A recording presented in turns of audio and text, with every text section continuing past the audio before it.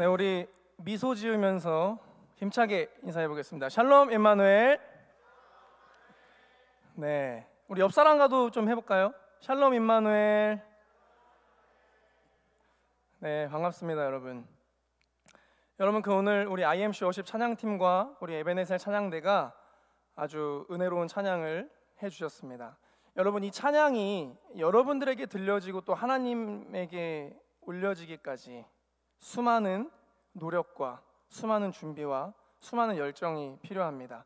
우리는 누리고 있지만 이들은 이 일들을 위해서 정말 열심히 노력하고 있습니다. 여러분, 그것을 꼭 기억해 주시고 내가 더 적극적으로 이 예배에 참여해야겠다라는 마음을 가지셨으면 좋겠습니다. 우리의 모든 찬양을 받아주실 주님께 우리 감사와 영광의 박수를 올려드리겠습니다. 할렐루야. 네, 여러분, 지난주 우리의 결단은 사람의 가치를 비교하지 않겠습니다라는 결단이었습니다. 여러분, 혹시 클래스가 달랐던 드라마 아시나요? 예, 감사해요. 이태원 클래스 혹시 보셨나요? 보셨어요? 네, 저도 정말 재밌게 봤는데 거기에 나오는 주연 배우가 누구죠? 박서준. 거기서 어떤 역할로 나오죠? 예, 박세로이. 그 박세로이가 이런 명대사를 날립니다.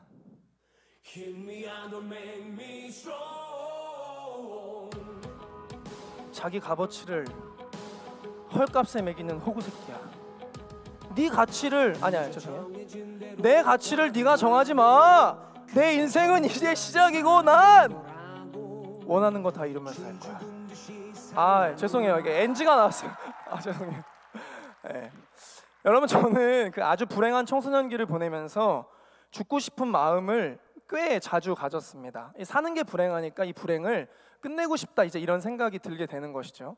그 맨 마지막 생각이 뭐냐면 나는 이 세상에 필요 없는 사람이야 라는 생각을 하게 됩니다. 그러니까 나의 존재 가치를 부정하게 되는 것이죠.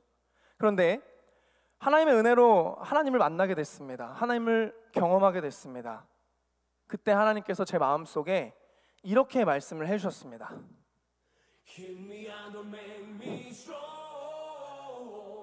자기 값어치를 헐값에 매기는 내 아들 새끼야.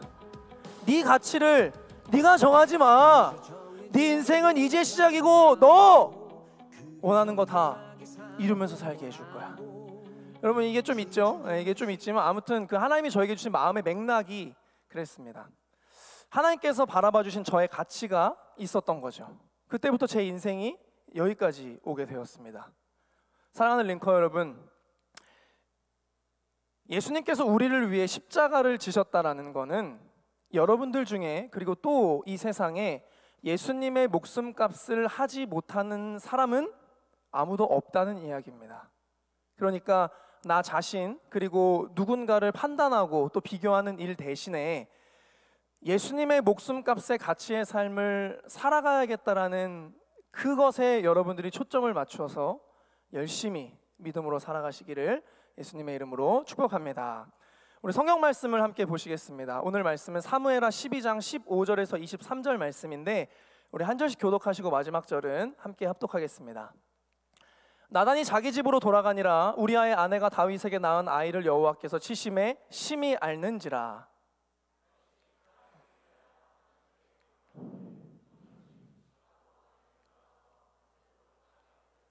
그 집의 늙은 자들이 그 곁에 서서 다윗을 땅에서 일으키려 하되 왕이 듣지 아니하고 그들과 더불어 먹지도 아니하더라.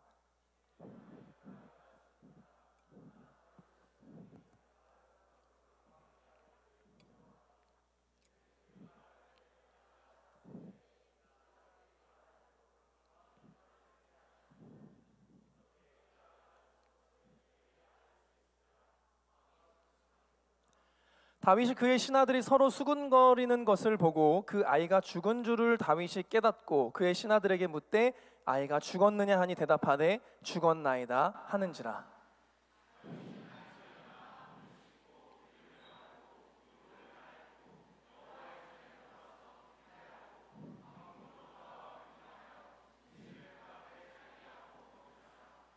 그의 신하들이 그에게 이르되 아이가 살았을 때에는 그를 위하여 금식하고 우시더니 죽은 후에는 일어나서 잡수시니 이 일이 어찌 됨이니까 하니.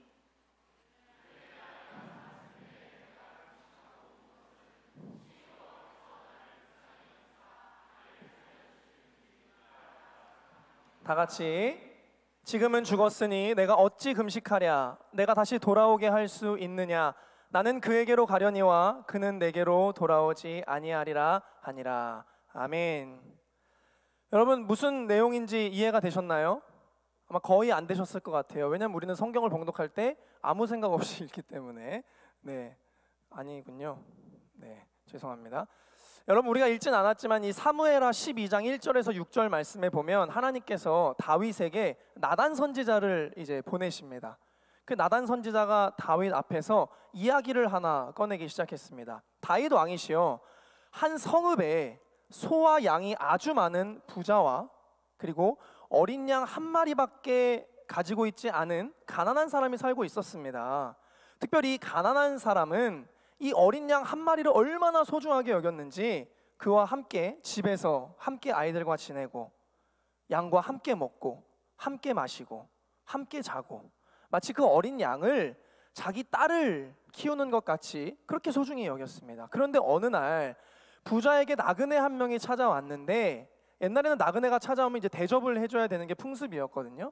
이 나그네가 찾아왔는데 이 부자가 이 나그네를 대접을 해야 되는데 자기가 가지고 있는 소나 양으로 대접하기가 아까웠던 것이죠. 그래서 그 가난한 자의 소중했던 한 마리 양을 빼앗아서 이 나그네를 대접했습니다.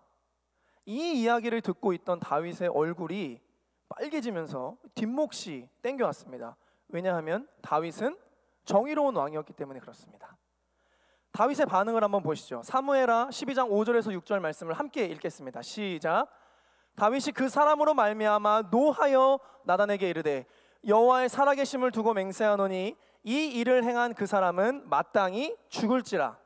그가 불쌍히 여기지 아니하고 이런 일을 행하였으니 그 양새끼를 4배나 갚아주어야 하리라 한지라. 아멘. 다윗이 막 그 얘기를 듣고 흥분을 해서 그 부자는 죽어야 마땅하고 배상은 4배로 하게 해라 이렇게 이야기를 합니다. 그 이야기를 듣던 나단 선지자가 다윗에게 이렇게 이야기합니다. 7절에서 9절. 나단이 다윗에게 이르되 당신이 그 사람이라. 이스라엘의 하나님 여호와께서 이와 같이 이르시기를 내가 너를 이스라엘 왕으로 기름 붓기 위하여 너를 사울의 손에서 구원하고. 그러니까 다윗은 사울에게서 꽤 오랜 기간을 쫓겨다녔습니다. 도망자 신세로 다녔었던 거죠. 그런데 그때 하나님께서 끊임없이 구원해 주셨다라는 이야기입니다. 다음, 내 주인의 집을 내게 주고 내 주인의 아내들을 내 품에 두고 이스라엘과 유다 족속을 내게 맡겼느니라. 너에게 영토를 주고 권력을 주고 명예를 주고 가정을 주고 아내를 주고 내가 너에게 다 주었다라는 이야기를 하는 것이죠. 그것이 부족하였을 것 같으면 내가 내게 이것저것을 더 주었으리라. 만약에 그것으로도 부족했다면 내가 너에게 모든 것을 더 줄 수 있었다라고 이야기하십니다. 9절. 그러한데 어찌하여 네가 여호와의 말씀을 업신여기고 나 보기에 악을 행하였느냐. 네가 칼로 햇사람 우리아를 치되 암몬 자손의 칼로 죽이고 그의 아내를 빼앗아 내 아내로 삼았도다. 아멘. 지금 하나님은 다윗이 우리아를 죽이고 밧세바를 범한 그 사건을 책망하시고 폭로하고 계신 것입니다.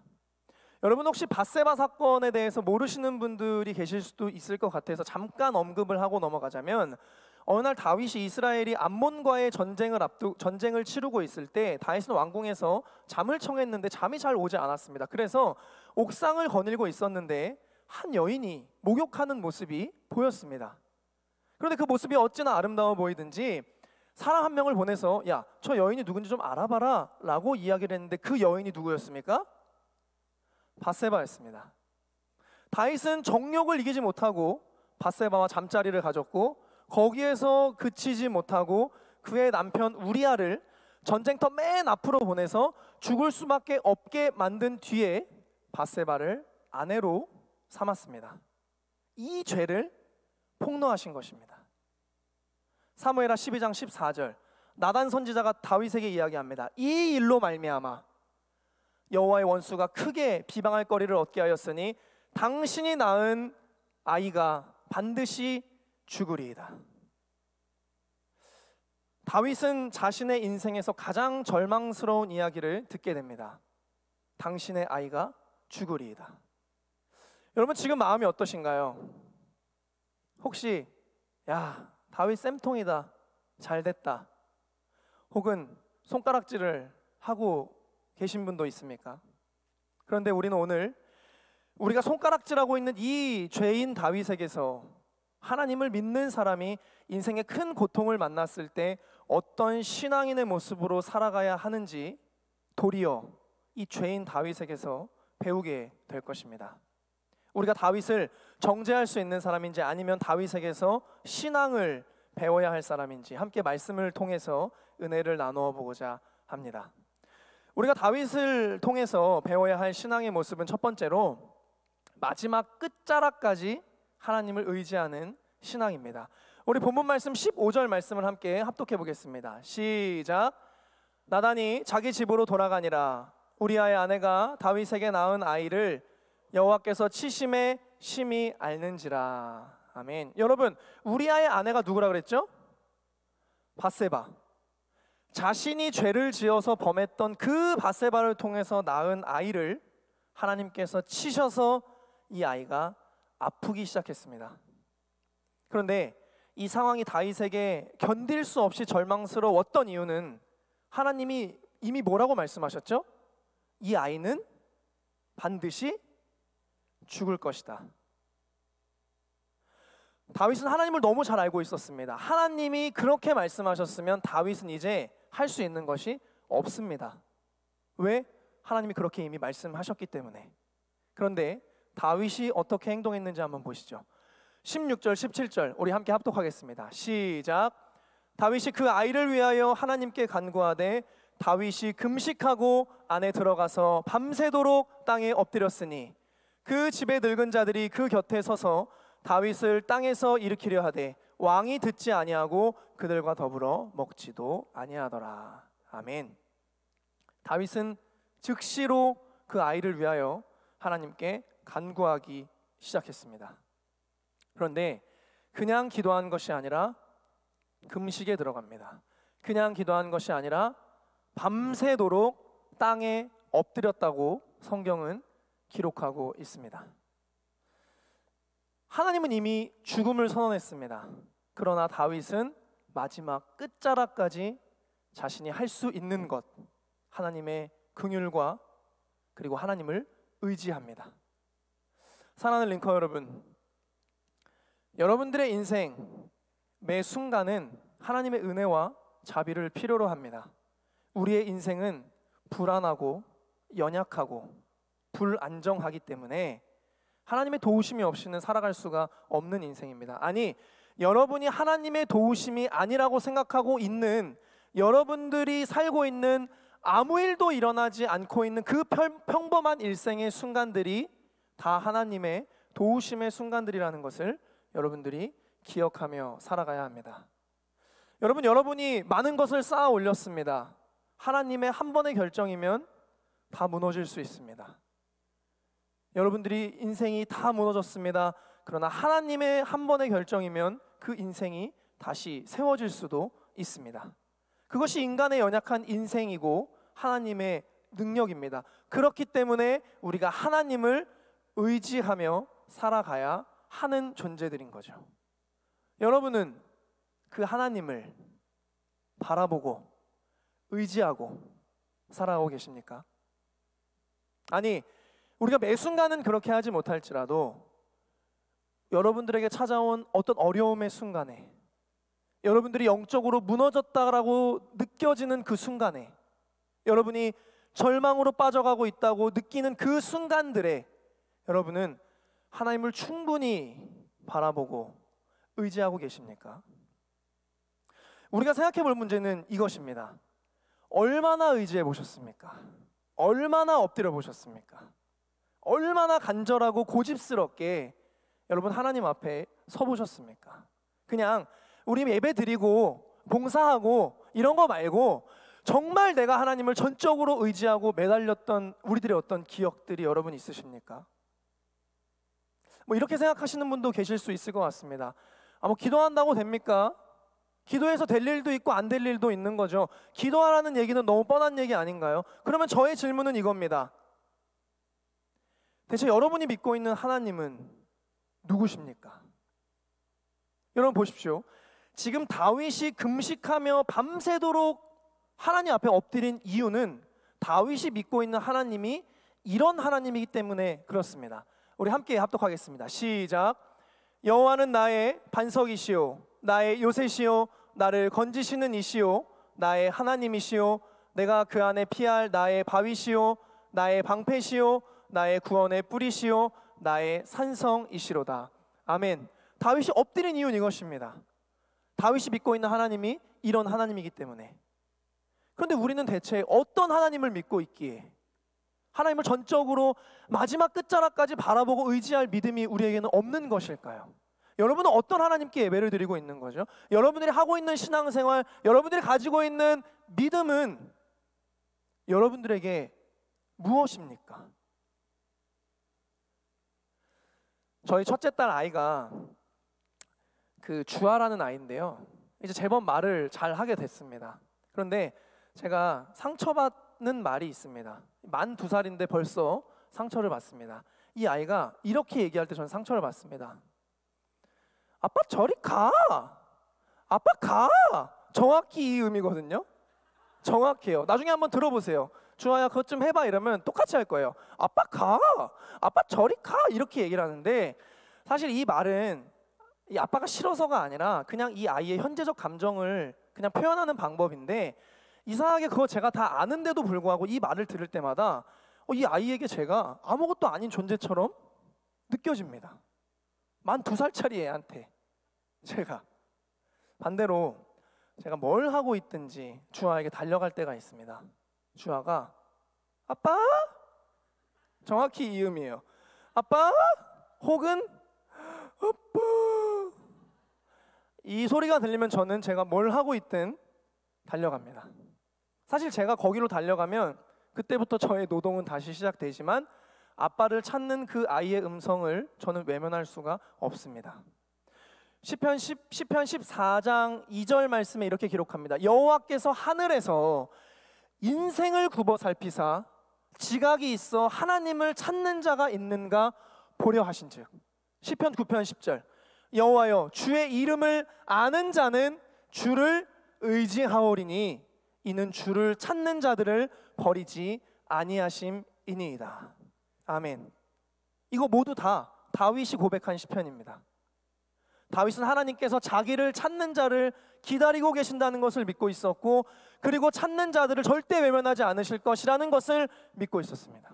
그러니 다윗은 하나님의 심판이 이미 선언되었음에도 불구하고 금식하며 밤새 엎드려 마지막 끝자락까지 하나님의 긍휼을 구하며 바라보고 기도한 것입니다. 제가 여기 임마누엘 교회 와서 담임 목사님께 배운 여러 가지 신앙의 모습들이 있는데, 한 가지는 이것입니다. 임종을 앞두고 있는 사람이 있습니다. 임종. 이제 어떻게 보면 죽음이 확정되었다고 보는 거죠. 임종을 앞에 둔 사람을 위해서 기도할 때도 살려달라고, 생명을 달라고 기도해야 된다라고 말씀해 주셨습니다. 오늘 본문의 다윗처럼 마지막 끝자락까지.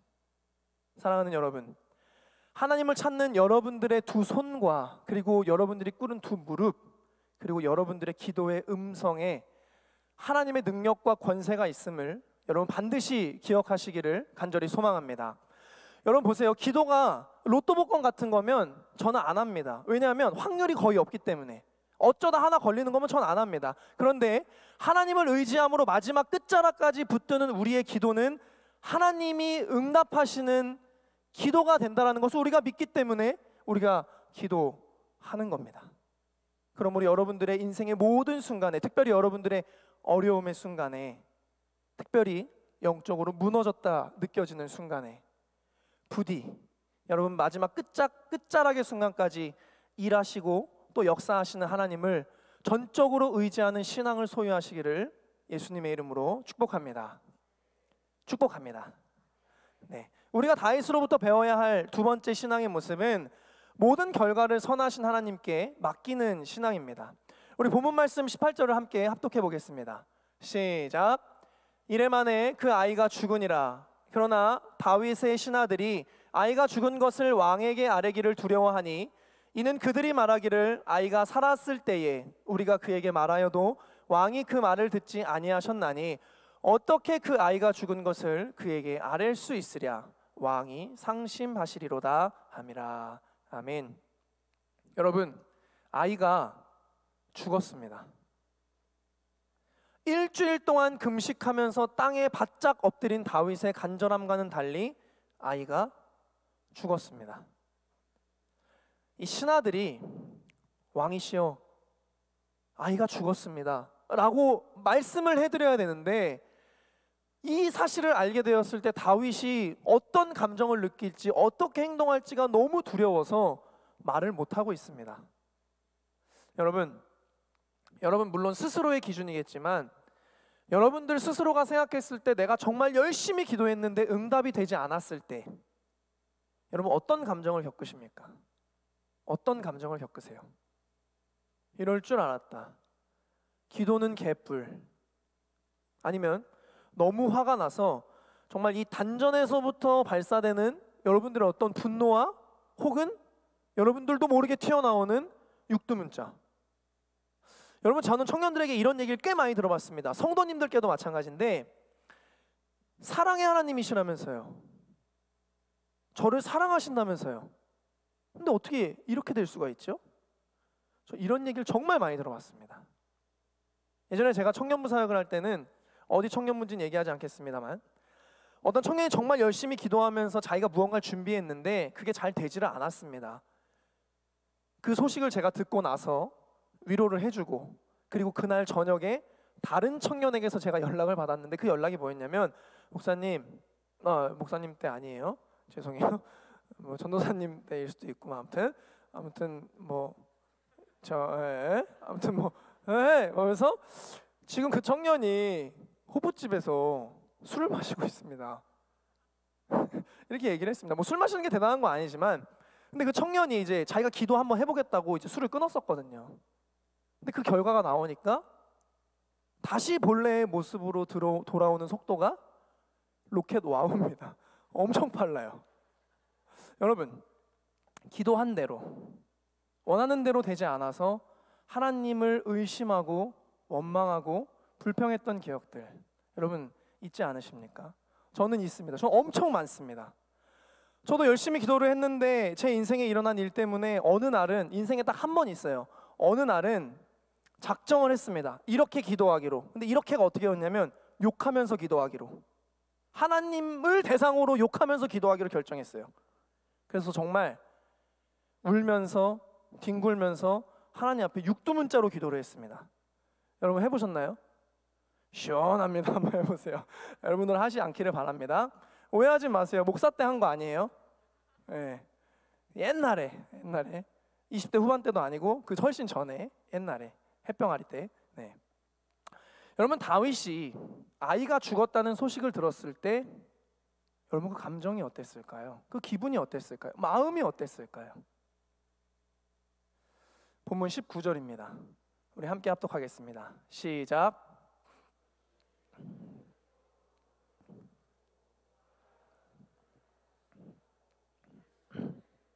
아이가 죽었느냐 하니 대답하되 죽었나이다 하는지라.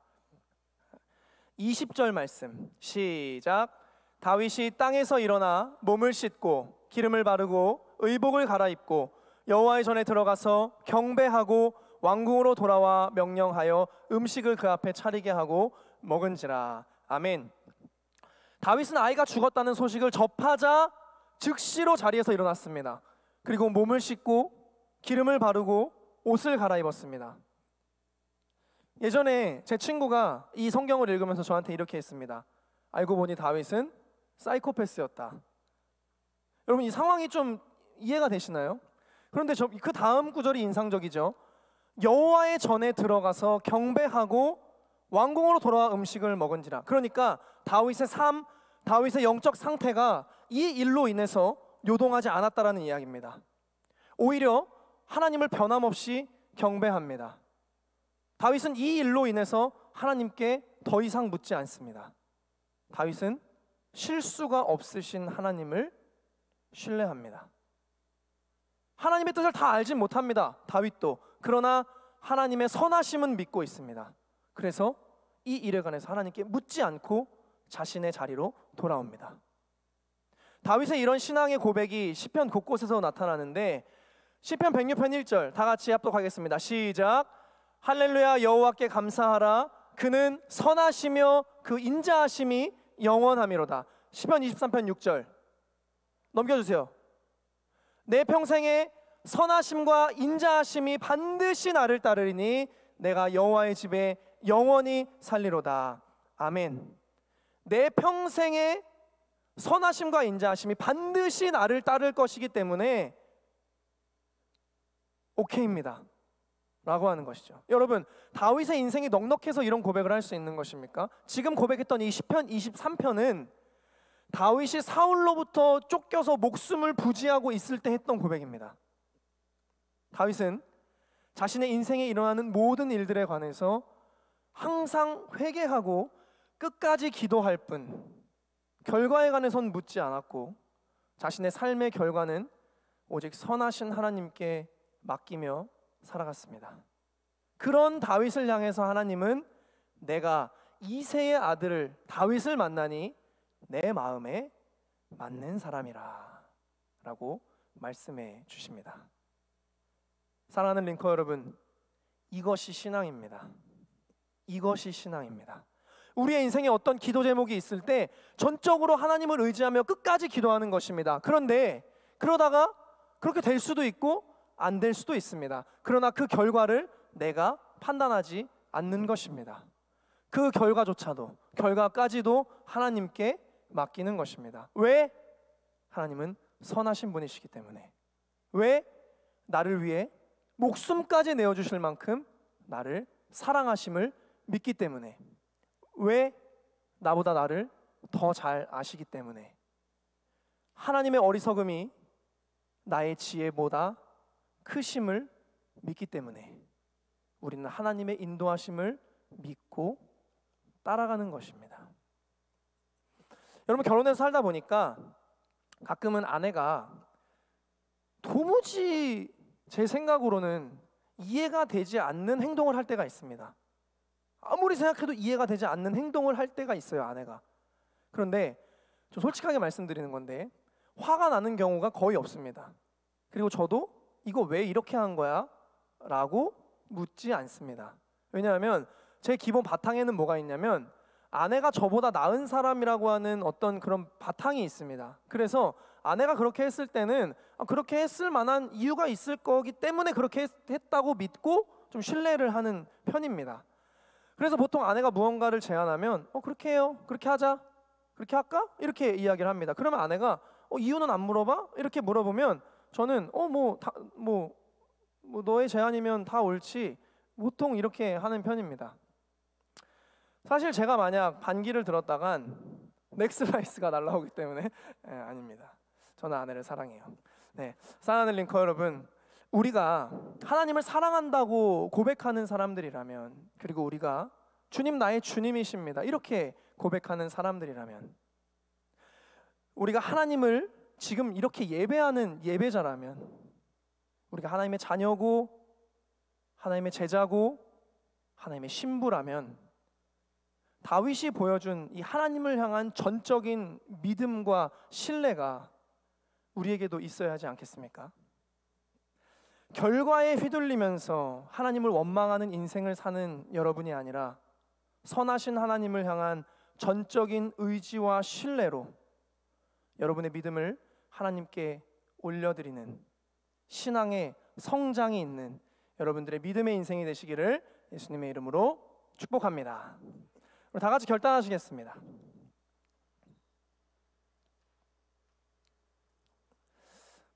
신하들이 다윗에게 물었습니다.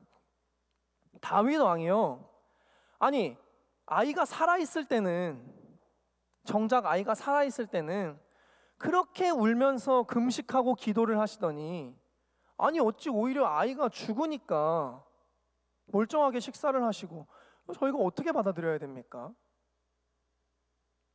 본문 22절에서 23절에 다윗이 이렇게 자신의 신앙을 보여줍니다.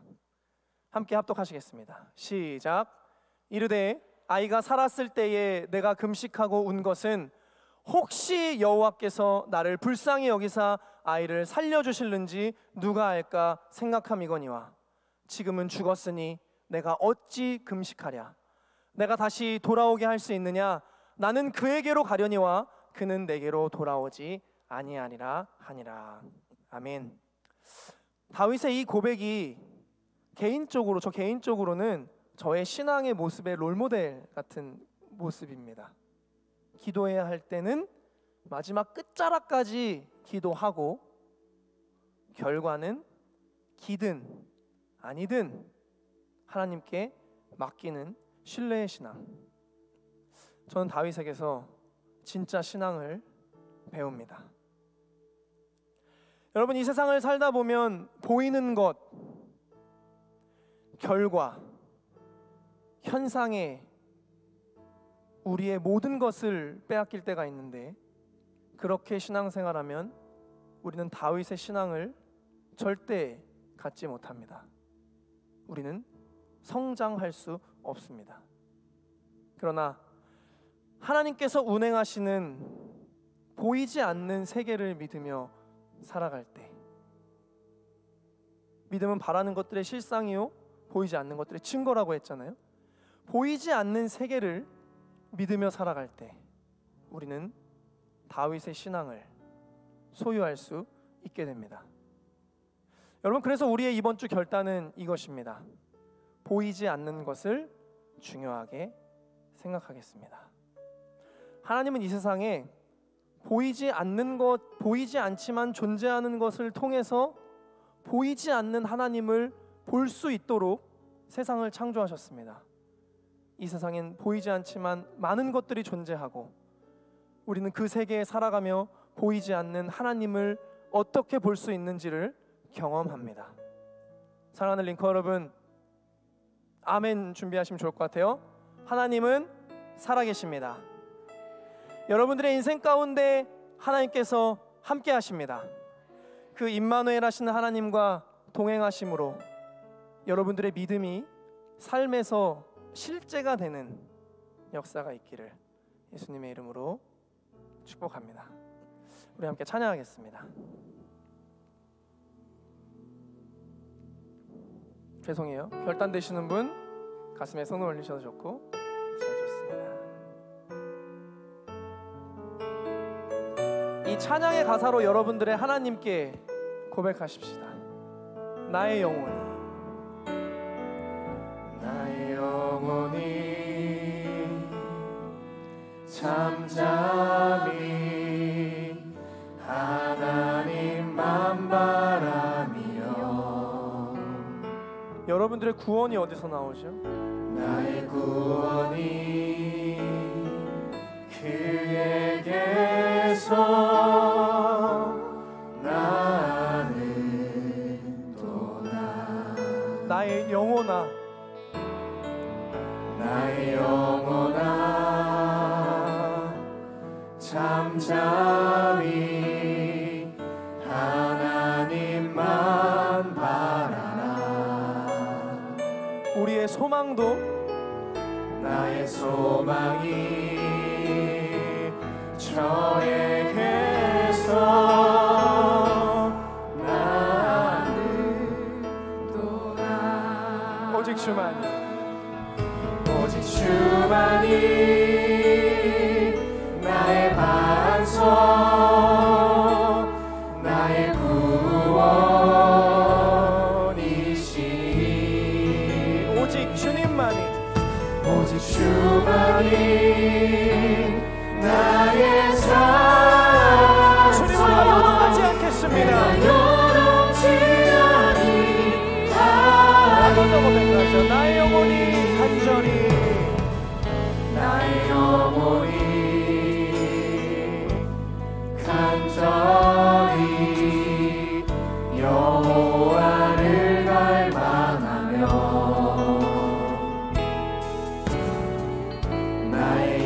우리 여호와를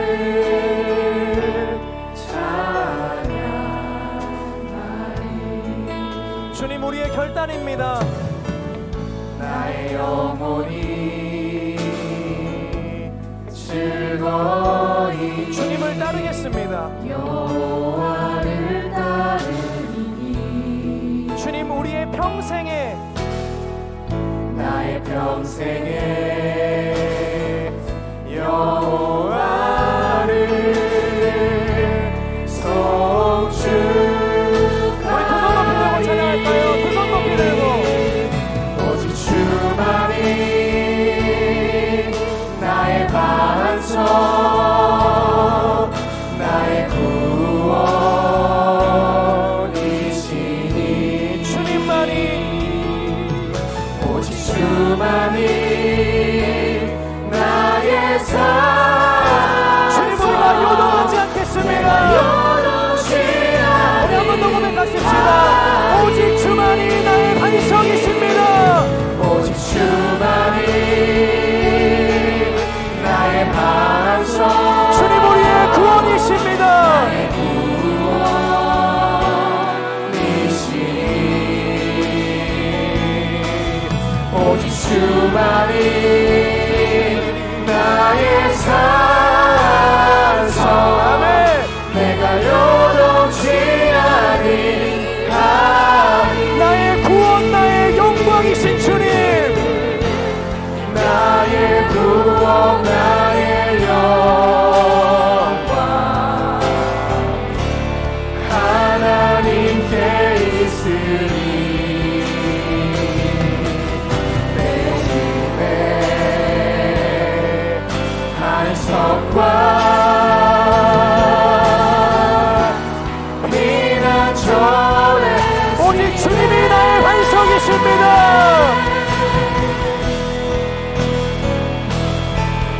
오직 주만이 나의 반석 나의 구원이시니. 오직 주님만이 오직 주만이 나의 산성. 우리 전심으로 고백하십시다. 오직 주님만이 나의 산성이십니다. 주님은 나의 반석이십니다. 나의 구원이시니. 오직 주님만이 오직 주만이 나의 산성 내가 요동치 않으리. 우리의 목소리로 고백하십시다. 오직 주만이 나의 반석 나의 구원이시니. 오직 주만이 나의 산. 주님 우리가 요동하지 않겠습니다. 내가 요동치 아니. 우리의 결단을 올려드리십시다. 내가 요동하지 않겠습니다. 내가 요동치